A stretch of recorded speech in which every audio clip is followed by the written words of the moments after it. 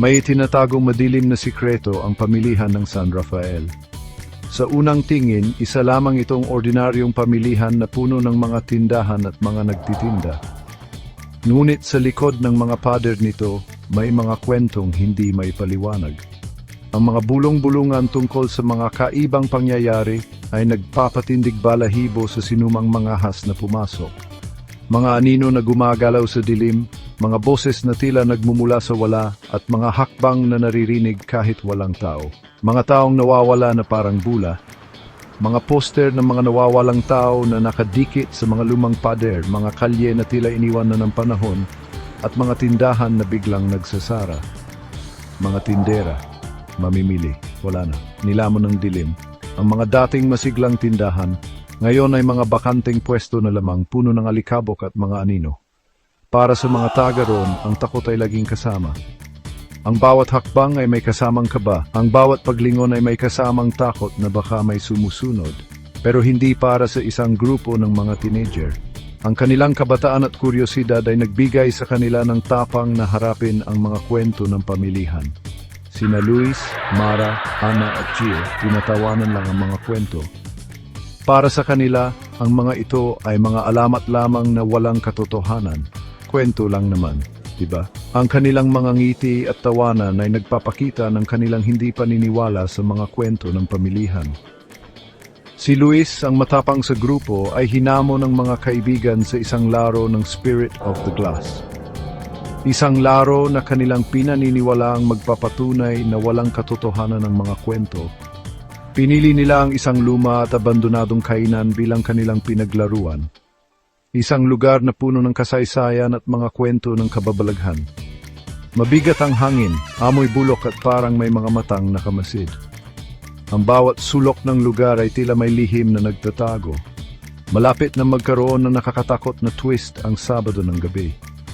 Ang kanilang tapang ay susubukin ng mga pangyayaring hindi nila inaasahan. Malalaman nila na ang ilang alamat ay totoo. Ang kanilang pagduda ay mapapalitan ng takot at paniniwala sa mga kwento ng pamilihan ng San Rafael. Gumawa ng mahahabang anino sa maalikabok na sahig ang ilaw ng kandila. Isang baso ang nakataob sa isang makeshift na Ouija board. Kinakabahang tawanan ng pumuno sa maliit na espasyo habang ang mga daliri ay marahang dumadampi sa baso. May tao ba diyan? Bulong ni Mara. Nanginginig ang boses. Isang malamig na hangin ang dumaan sa kwarto. Namatay ang kandila at napuno sila ng kadiliman. Biglang natakot ang grupo. Tapos narinig nila mga bulong mahina at hindi malinaw, parang gumagapang sa paligid nila. Nagsimulang gumalaw ang baso. Mabagal nung una, tapos pabilis ng pabilis. Gumagalaw ito sa board parang may nagmamaniobra. Nanlamig sila. May mali talaga. Isang nakakakilabot na salita ang binaybay ng baso, mag-ingat. Tumawa si Luis, mataas at pilit ang boses. Sinubukan niyang sabihin na biro lang, pero sa kaibuturan niya may takot na naramdaman. Niligpit nila ang mga gamit nila, kumakabog ang mga dibdib. Paglabas nila sa gabi, parang iba na ang pamilihan. Mas nakakatakot, mas buhay. Hindi nila maalis ang pakiramdam na may nagmamasid sa kanila. Bawat anino ay parang may masamang nilalang. Nawala na ang kanilang tawanan, napalitan ng nakakabinging katahimikan. May ginising silang madilim at masama. At hindi pa ito tapos sa kanila. Sa mga sumunod na araw, nagsimulang mangyari ang mga kakaibang bagay. Nakakakita si Mara ng mga anino. Naririnig ni Ana ang pangalan niya na binubulong sa hangin. Naramdaman ni Gio ang malamig na kamay na dumampi sa pisngi niya. Sinubukan ni Luis na i-rationalize ang lahat. Pero kahit siya, hindi may kakaila ang lumalaking takot na bumabalot sa kanila. Bumalik sila sa pamilihan, hinihila pabalik sa pinanggalingan ng kanilang takot. Kailangan nilang malaman kung ano ang kanilang pinakawalan. Habang naglalakad sila sa madilim na pasilyo, bumigat ang hangin, amoy bulok at parang may mga matang nakatingin sa kanila. May nanghahabol sa kanila. At palapit na ito ng palapit. Nakasalubong nila ang isang matandang babae, kulubot ang mukha, nagbabantay sa kanyang pwesto ng prutas. Ang kanyang mga kamay ay nanginginig habang inaayos ang mga prutas, tila may mabigat na iniisip. Ang kanyang mga mata, matanda at puno ng karunungan, ay parang tumatago sa kanila. Sa bawat tingin, tila may mga lihim siyang naisiparating, mga kwentong hindi pa nasasabi. Hindi ninyo dapat ginulo ang mga espiritu, paus niyang sabi, tuyot ang boses. Ang kanyang mga salita ay puno ng babala, tila may mga pangyayaring hindi ka nais-nais na naganap dito.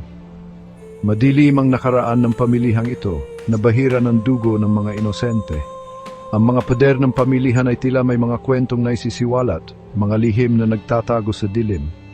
Nakinig ang mga teenager, parang nagyelo ang kanilang dugo.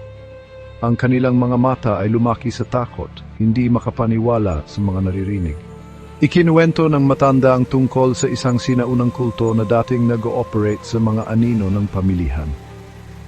Ang kultong ito ay kilala sa kanilang mga ritual na puno ng misteryo at takot. Nagsasakripisyo sila ng mga tao para sa kanilang mga Diyos. Ang kanilang mga pagsusumamo para sa kasaganaan ay umalingaw-ngaw sa paglipas ng panahon. Ang mga ritual na ito ay nag-iwan ng marka sa pamilihan, isang marka ng takot at pagdurusa. Ang pamilihan ay itinayo sa pundasyon ng dugo at takot. Ang bawat sulok ay tila may mga aninong nagmamasid, mga espiritong hindi matahimik. Ang mga teenager ay hindi makapaniwala sa kanilang naririnig, ngunit ang mga mata ng matanda ay puno ng katotohanan. Seksyon 6, Pag-aalay ng dugo. Nangilabot ang mga teenager.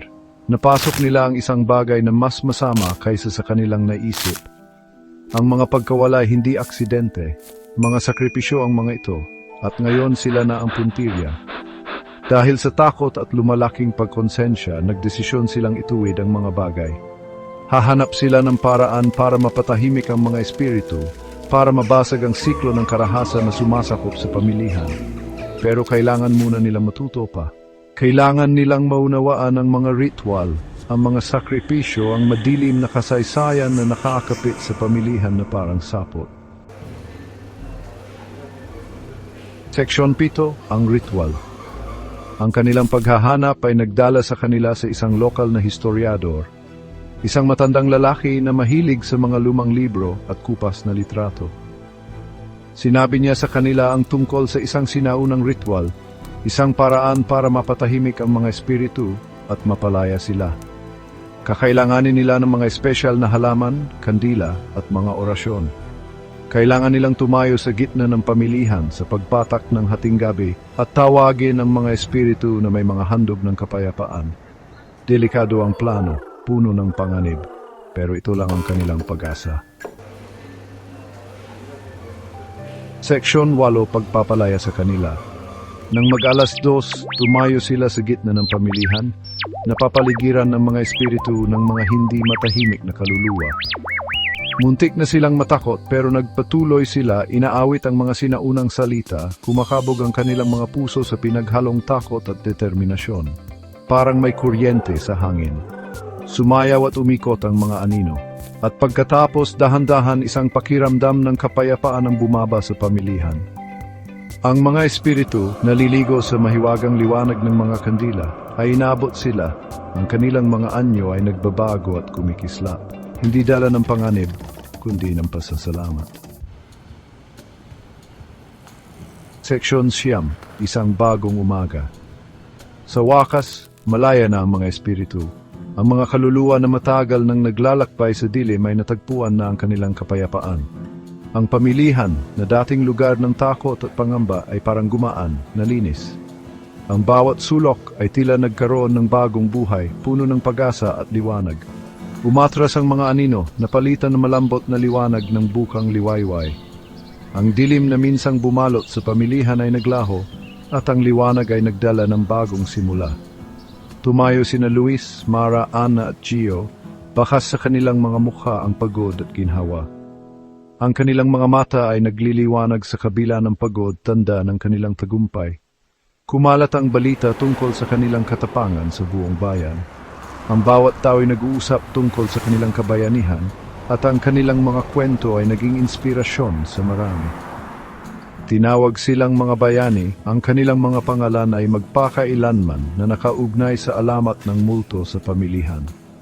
Ang kanilang mga gawa ay hindi malilimutan at sila ay naging simbolo ng pag-asa at lakas ng loob. At habang ang pamilihan ng San Rafael ay muling nabuhay, ang alaala ng mga espiritu ay nanatili, hindi bilang pinagmumula ng takot, kundi bilang paalala ng kadilimang dating naroon at ang lakas ng loob na kinakailangan para malampasan ito. Ang bawat araw na sumisikat ay dadala ng bagong pag-asa, at ang mga tao ay patuloy na nagkakaisa, pinapalakas ng nakaraan at ng kringal bayani.